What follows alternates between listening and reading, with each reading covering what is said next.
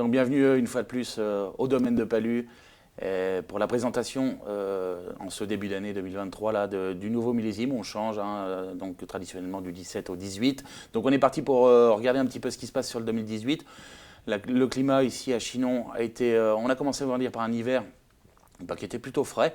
On a eu d'ailleurs la chance d'avoir un petit peu de neige, puis on le dit très bien, les années de neige et des années de bien, c'est ce qu'on dit en Espagne. Donc ça a commencé plutôt bien.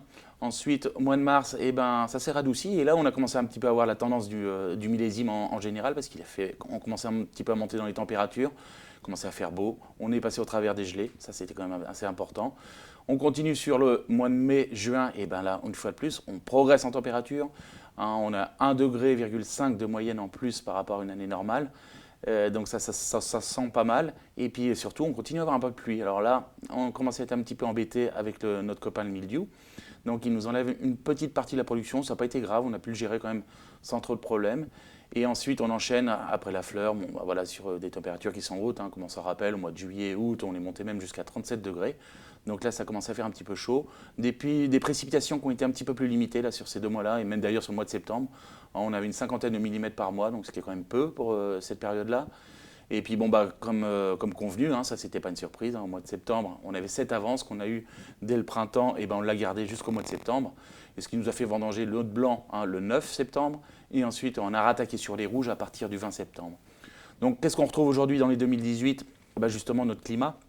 Notre climat dernièrement, c'est ce qu'on a vu, ce qu'on a pu voir, c'était cette espèce de chaud, de cette pression un peu climatique sous le soleil, on va dire, et puis sous les hautes températures, ça se retrouve dans les vins. Mais avec le temps, c'est la raison pour laquelle ici au domaine de Palu, on tient à garder nos millésimes et les présenter avec 5 ans d'âge. Ça permet de voir aussi un petit peu avec le temps, de découvrir un peu l'intégralité, on va dire, du millésime. Et pas seulement rester sur le mois de septembre, ce qui est souvent le cas quand on goûte les vins un petit peu sur la jeunesse. On a tendance à avoir un petit peu le reflet de ce qui s'est passé dernièrement, juste avant la récolte. Donc là, une fois de plus, avec nos 5 ans d'élevage, avec nos 5 ans de vieillissement, là, on commence à voir un petit peu et on commence à redécouvrir aussi cette fraîcheur, enfin, cette humidité exactement qu'on a eue en début de cycle végétation.